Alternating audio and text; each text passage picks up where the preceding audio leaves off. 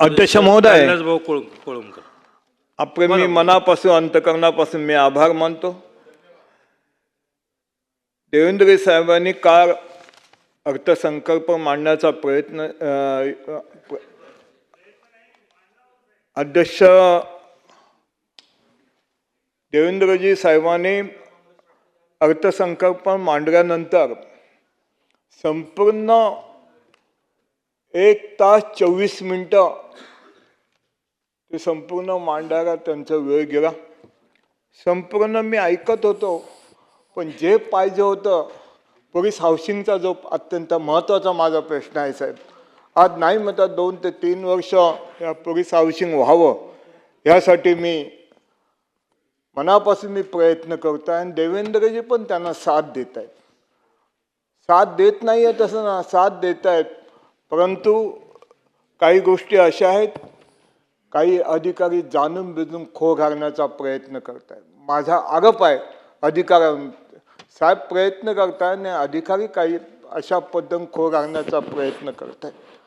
IPS IAS officer साहेब, मला एवढंच सांगायचं आहे, जीवपासून कुऱ्हाब्यापर्यंत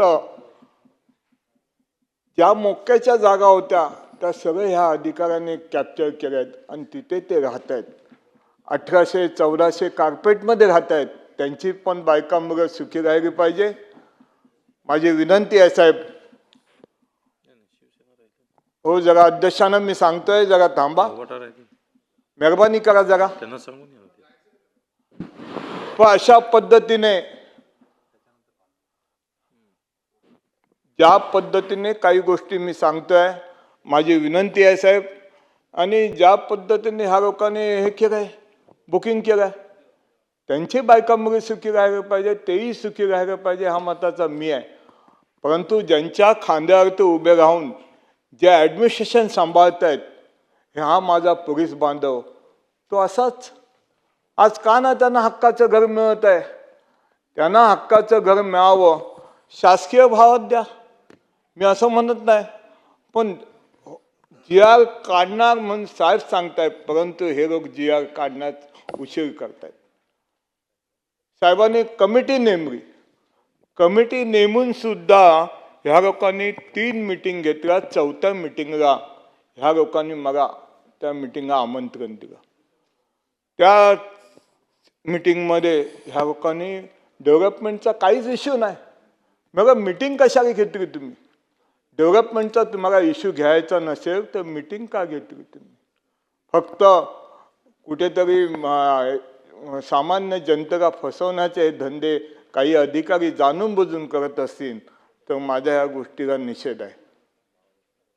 साहेब, माझी एवढीच तुम्हाला विनंती आहे, पोलीस हाऊसिंगच्या BD-40च्या बाबतीमध्ये डेव्हलपमेंट झालं व्यवस्थित. 2224 पोलिसांना 2224 सुरुवातीच्या गव्हर्नमेंटनी 50 लाखाचं हे केलं होतं की 50 लाख हे करतो म्हणून द्या, नंतर आम्ही तुम्हाला 500 कार्पेट देतो. त्यावेळी मला नाईलाजाने उपोषणाला बसावं लागलं. तर उपोषणाला बसल्यानंतर 2 दिवसात 25 लाख कमी झाले. 2 किलो वजन कमी झालं, पण 25 लाख कमी झाले. नंतर देवेंद्रजींना मी फोन केला आणि साहेबांना सांगितलं, साहेब उपोषण मी सोडतोय, आपण या. साहेब आले, उपोषण सोडलं आणि साहेबांना मी काही गोष्टी मी सांगण्याचा प्रयत्न केला. त्यावेळी साहेबांनी अजून 10 कमी केले. 15 लाखात 2224 पर्यंत 500 कार्पेट मिळाले. आणि अशा पद्धतीने हे देत असताना परिस्थिती अशी झाली की ह्यांना मी सांगत होतो की स्प्रिंग मिलचा आणि NTCचा प्रश्न आला. मुंबईमध्ये माझ्या बजेट हे करत असताना माझ्या मंत्रिमंडळाला विनंती आहे, जरा मुंबईवरती लक्ष ठेवा.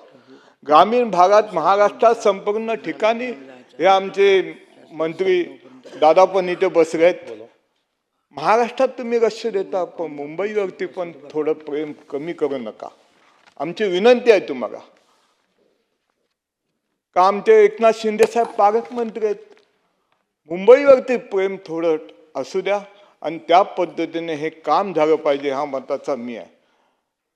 कारण अशी परिस्थिती आहे साहेब की NTCचं बघा आणि स्प्रिंग मिलचं प्रायव्हेट डेव्हलपर आहे, हे गिरणी कामगारच आहे. हे गिरणी कामगारांच्या हा संपूर्ण वस्त्या आहेत आणि गिरणी कामगारांच्या स्प्रिंग मिलला 405 कार्पेट, NTC कोहिनूर माझं कंपाऊंड त्यांना 405 कार्पेट आणि पिढीचाईला 500 कार्पेट. साहेब मला काय समजत नाही आहे, त्यांना 500 दिलं, शासन डेव्हलप करते आहे मी समजू शकतो, मग NTC पण शासनच डेव्हलप करते आहे. साहेबांचा शब्द आहे, देवेंद्र फडणवीस साहेबांचा शब्द आहे, शासन करत असेल ना आम्ही 500 देणार. मग त्याच पद्धतीने NTC पण शासनच करते आहे, म्हाडा करते आहे, मग त्यांना सुद्धा 500 द्या. माझ्या स्प्रिंग मिल तर मी समजू शकतो प्रायव्हेट डेव्हलपर डेव्हलप करतोय, तिथे देऊ शकत नाही, परंतु NTCचं जे आहे कोहिनूरचं ते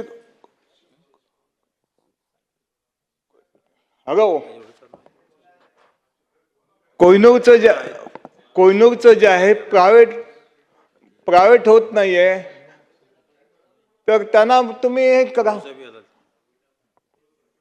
500 कार्पेट द्या. म्हाडा करते ना 500 कार्पेट द्या, अशी माझी आपणाला विनंती आहे. आणि अशा पद्धतीने अध्यक्ष महोदय काय चालू आहे, काय चालू आहे ते काय काय सांगतायत काय घ्या भाऊ घ्या. असं ना हो, काय होते काय मला समजून दे. मग कॅबिन मध्ये जावा. ठीक आहे, मी इथे विषय मांडण्याचा प्रयत्न करतोय. गिरणी कामगारांचा प्रश्न आहे, गिरणी कामगारांचा विषय हा घ्या ना भाऊ घ्या.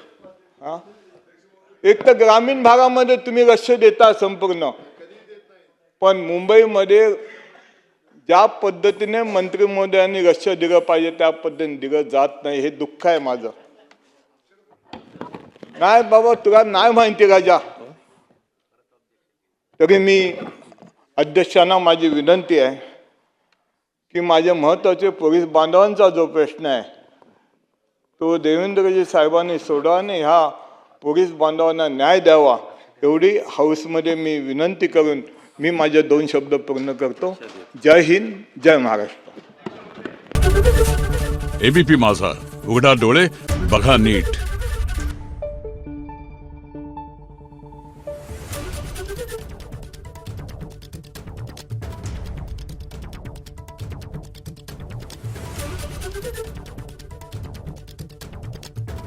Thank you.